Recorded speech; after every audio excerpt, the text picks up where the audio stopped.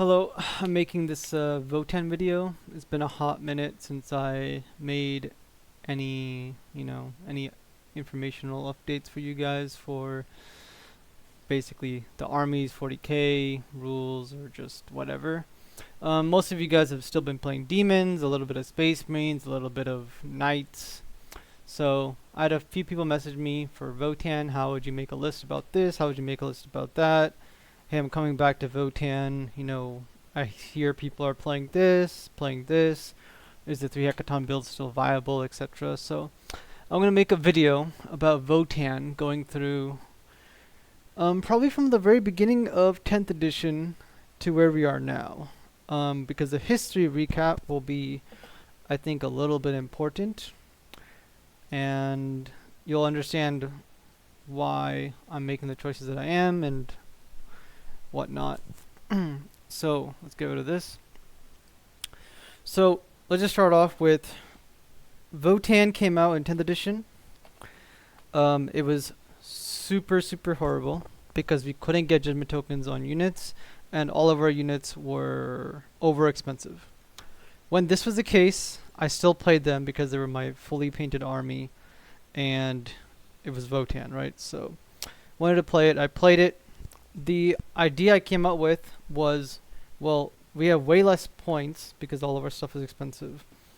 We don't have tokens and we don't have damage.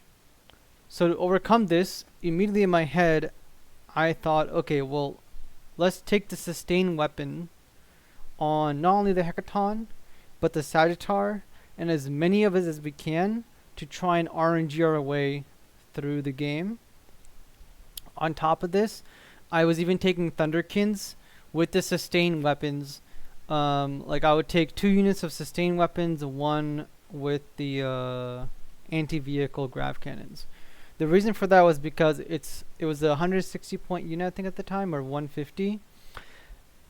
I'm gonna roll my hits, but if I can make this 1 unit hit as hard as 2 of them combined, or maybe a 3 extra Thunderkin for free, I'm gaining like 70 points worth of value, depending on how good I roll. So the list wasn't going to win a GT or anything, but if I could roll really good on 1 thing or 2 things in my army, that would punch up way above. Like 1 sided chart rolling 3 6s randomly would do way more damage. 2 6s, sorry. So that was my whole idea, was let's get everything going, pump the strats, all the damage, because we just don't have enough of it. With a lot of troops, okay? That idea did really well. And then we got buffed. Then I didn't think we needed the sustain anymore because we could bring even more things. We could bring like, for all of a sudden I could bring like another Hecaton or Terminators, whatever I wanted basically. And when I could do that, I no longer needed the sustain hits because I always thought that the rockets were far superior. It was just that because we had nowhere to go, nothing good was in our army. We were really expensive, really bad, hitting on 4s, that we needed sustain. Since we don't need that anymore, we don't need the sustain hits. What we needed was consistency and long range firepower, because Votann, in my opinion, is a gun line with troops to go score. It's like futuristic guard, or it's like Tau, except Tau has more infantry and mech suits. We have vehicles and Terminators and more shooting with some melee mixed in as well. So that's what I thought. Okay, so that's the initial Votann experience. I started playing with it. Everything was fine. I always liked having 1 unit of Berserkers in my list because we're a pure shooting army.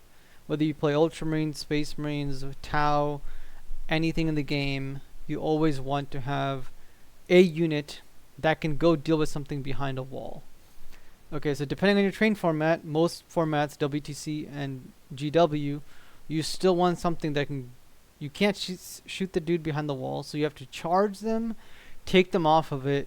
And Berserkers have fight on death, so against a pure melee army, even if you don't want to charge into something, and then because you'll charge in, you'll do damage, you'll die, and you might risk it where if you just get onto the point in front of them, you will create a move block, and you'll auto-see them, right? You'll have like one more model than they do, you'll auto-see, so it's not worth risking the charge, not killing enough guys when they kill too many of you back, and then you lose the objective and your whole plan goes bye-bye, basically. So, Berserkers were essential. Having 1 or 2 units was up in the air, in terms of like if I wanted 1, if I wanted 2. Eventually we got our points decreases on our warriors, I believe it was, and everything was fine, and our characters I think came down a bit, I don't remember, but then our Sagittars went up in points because people were taking 6.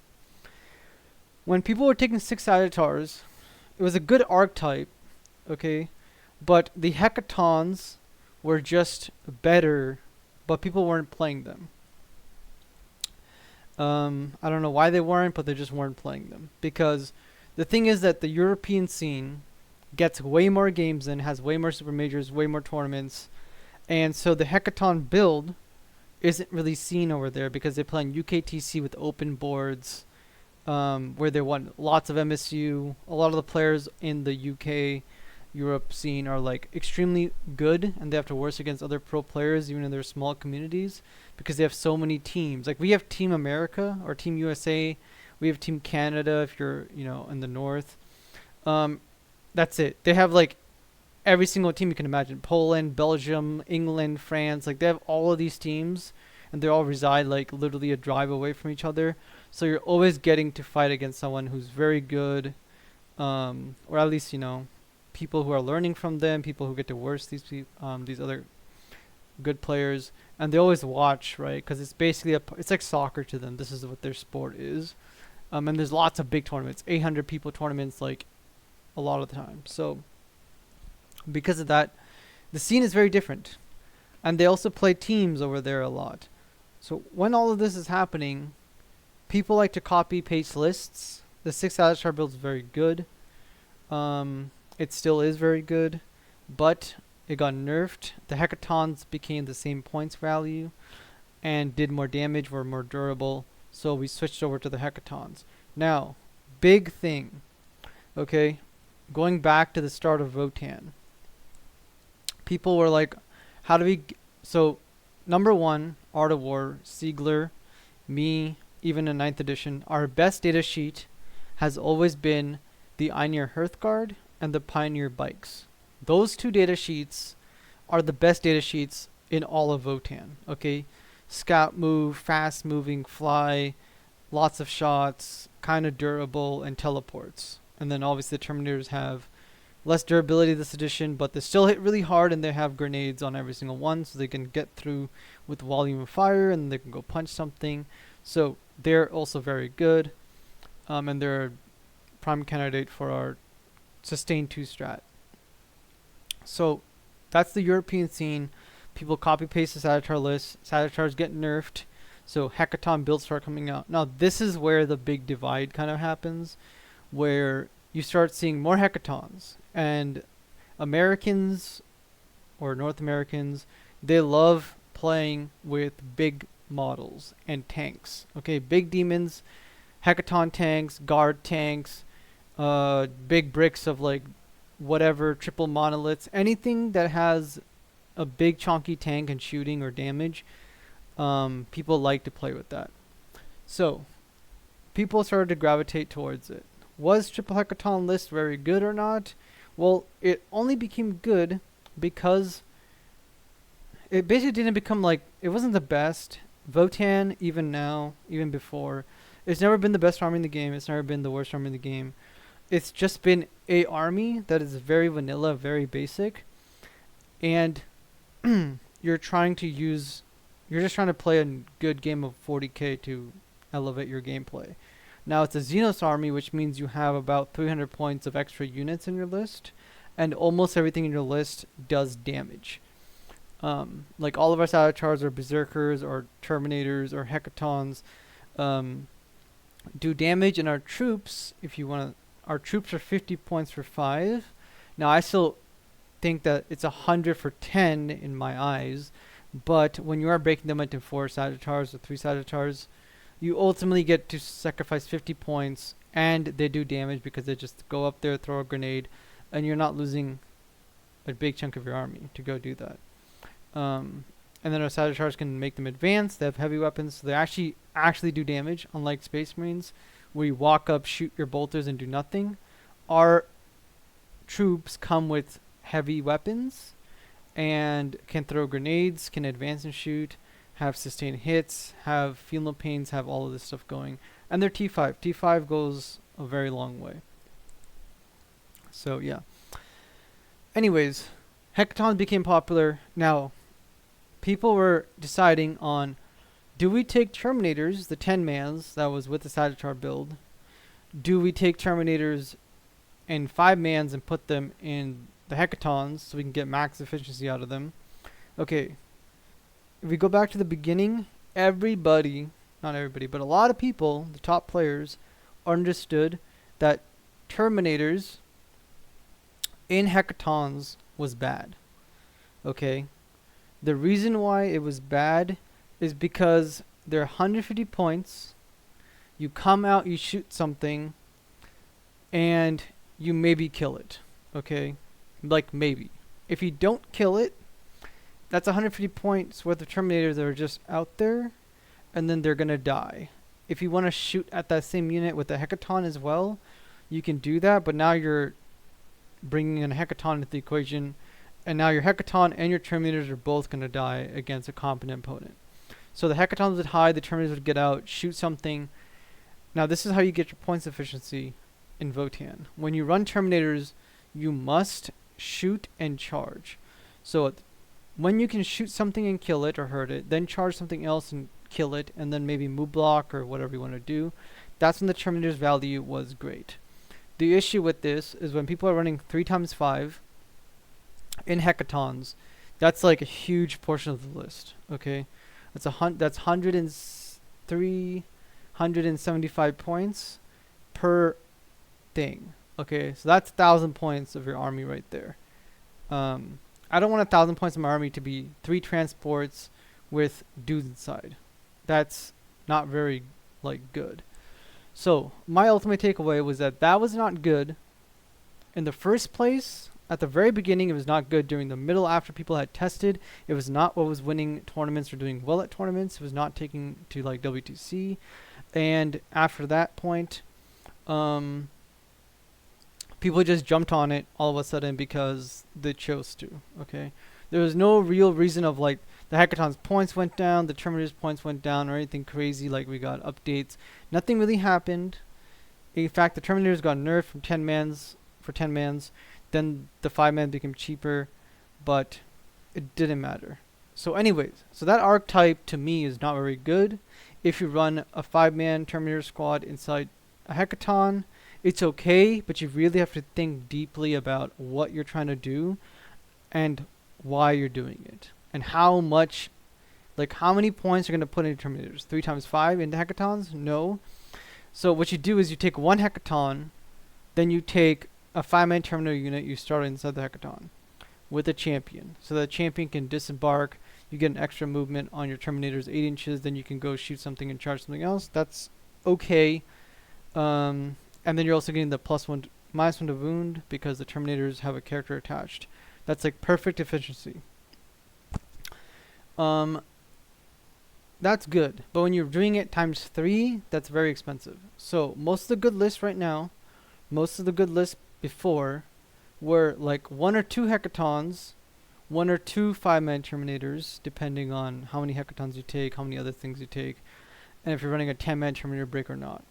And you would use it as a tool in your army, where if you take a 6-man Blade Guard unit, you take a 6-man Blood Crusher unit, or something that's bigger than normal, an elite squad, that's what this is, and you're taking like 1 or 2 of those. You can't take 3, that's skewing your list too much, too many points.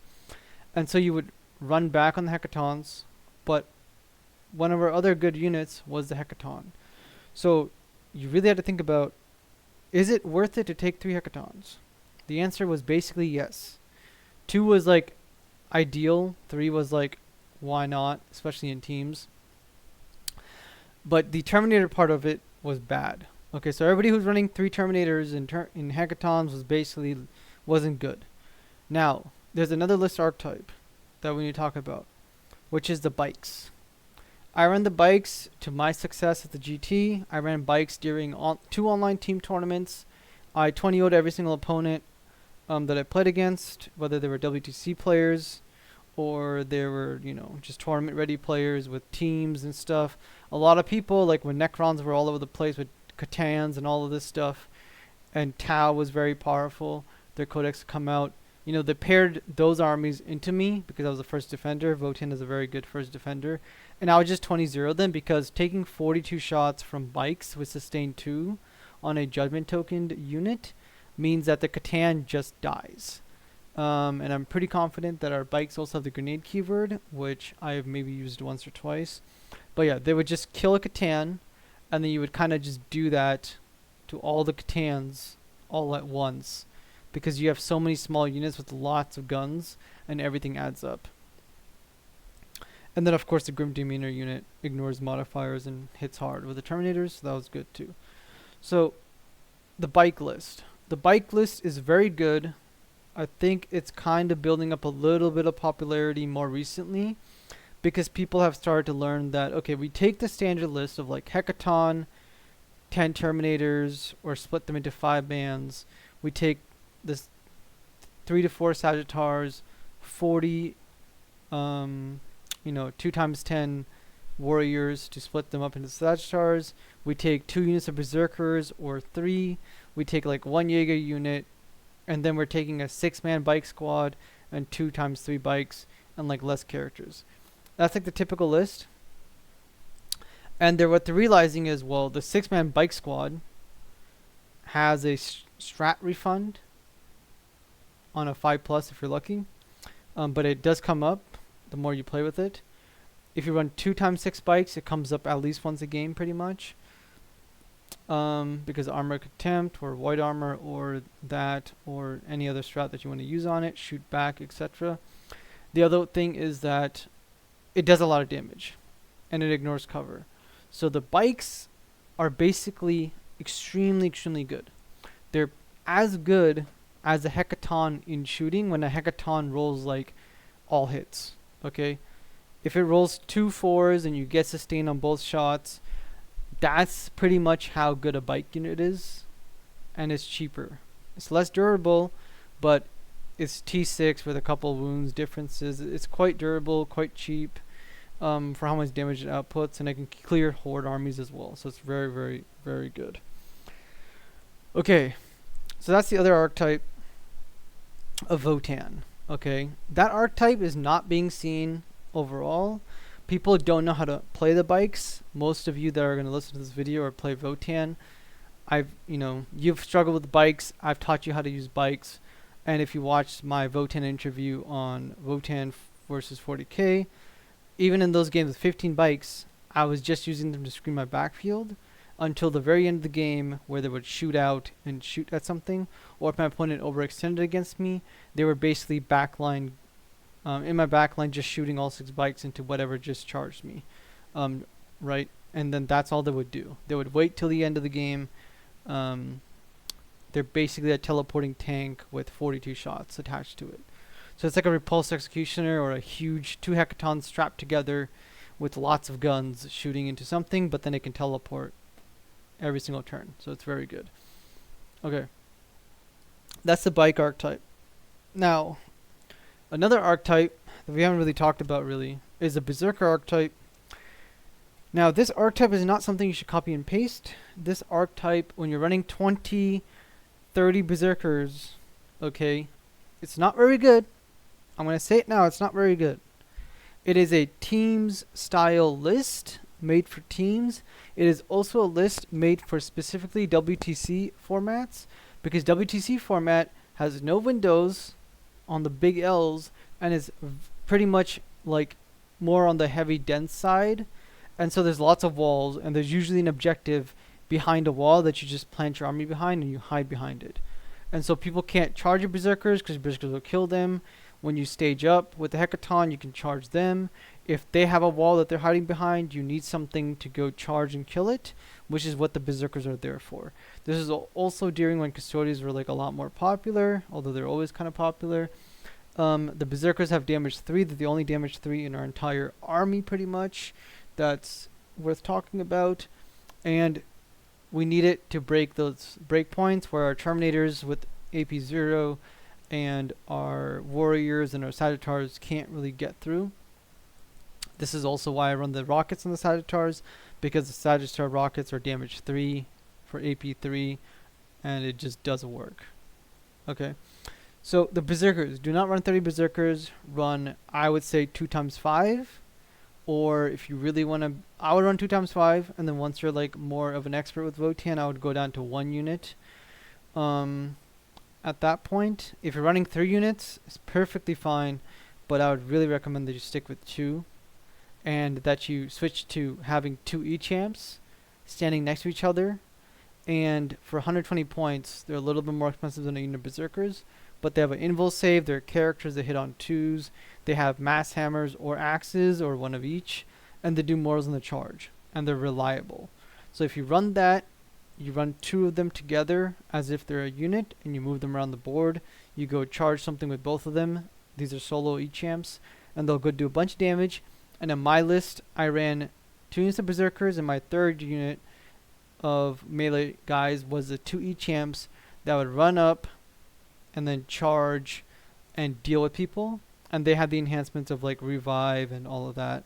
And so my opponents were like, well, if I kill this one dude, he's going to come back to life. If I kill the other one, then I can't get near the E-champ because he'll charge me and kill me. So what do I do against this? So they would kind of stay away from me because I move slow.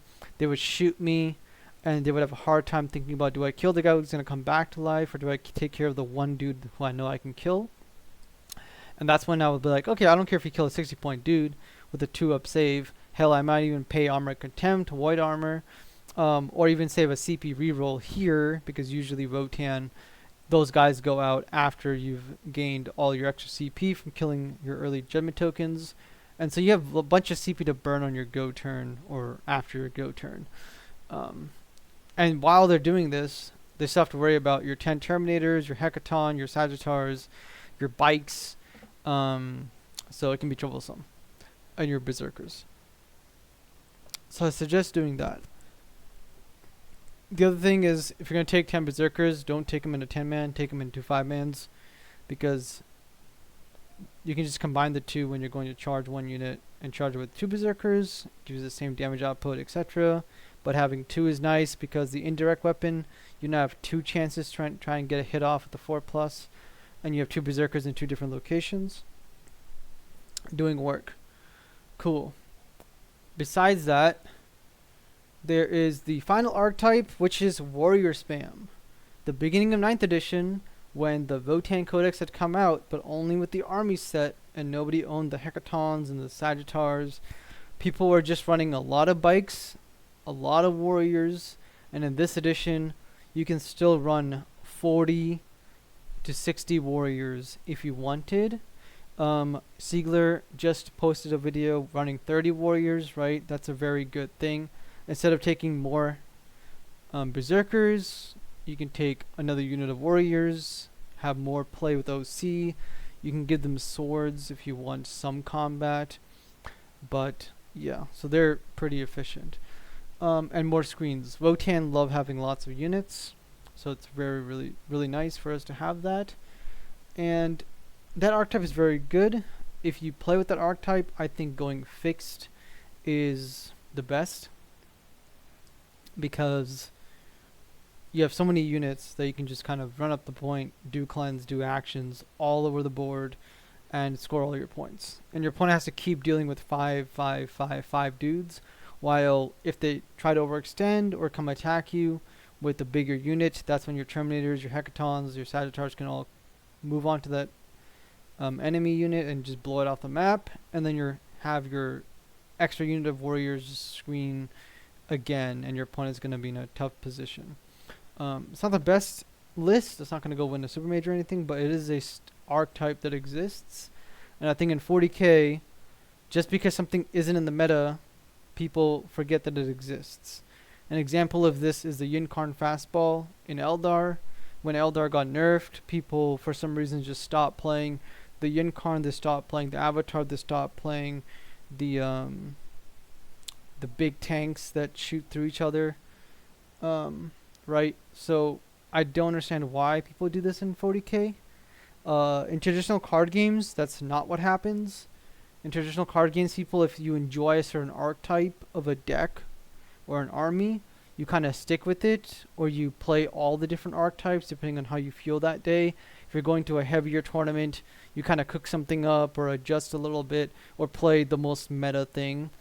Is how it goes in 40k. It's basically whatever list won the tournament is what everyone's going to play now, which I think is very stupid. For the most part. And then there's the people who are trying to like cook something up, but they're not very good players or average, whatever. And so they don't understand all these things I'm talking about right now, where, you know, they'll just say that because this guy's doing it, so I gotta do it, or because the meta. And I hate when people say, because the meta is this, we're gonna do this. I don't like that, because the meta is gonna change 24/7. When you're building your list, you don't know what the next meta is gonna be at your local tournament. And on top of that, because the meta is X, does not mean that what I'm telling you is wrong. It just means that it might be a little bit unfavored in the current game state, where somebody is taking more custodies, more of these. You can adjust for those things, but that also means that your list might not be 100% optimal in the form of like, what is the best list? Okay, this is the best list for Votann, and so we can adjust from the best to slightly worse Votann list, which is going to be slightly better into custodies or into guard or whatever the case is, but it is a worse Votann list. Okay, what I like to do is improve how I'm going to play the game, because there are dark horses in other competitive games, even in 40k, where if you meet the dark horse and then you adjust it for custodies and all of a sudden you're like, well, I'm versing a full gun line where my berserkers aren't going to do anything for me, well, that's on you, because I told you not to take this many berserkers. I told you to not worry about the meta, and you chose to worry about it, and all of a sudden you just lost. Okay, when you could have had a much more well-rounded, perfect list that's capable of doing everything. And the more you play a well-rounded shooting / melee army that's combined arms, has lots of everything, the more your skill is going to grow, because you're always going to have multiple different pieces to use, rather than relying on the same data sheets. 3 hecatons, terminators, and berserkers. It's like, that's boring. I don't want to do that. Having 6 bikes, a hecaton, a big 10-man terminator unit, a 5-man terminator unit, 2 units of berserkers, Jaegers, and troops, and then like some E-champs thrown in there. That's a lot more colorful. There's a lot more stuff going on in there. Hell, even if you added like a 3-man Thunderkin unit in there just for the heck of it, I would respect that more than adding in, you know, another unit of berserkers. So yeah, that's my little rant there. So that's Votann recap of everything that's been going on. Okay, so I'm gonna close this now. I'm gonna make part 2. I think these videos are better in 2 parts, where one is the history and what the fuck I want to talk about. Part 2, we're going to get into list building. I'm going to talk about some of the list stuff and what you should be running and building lists.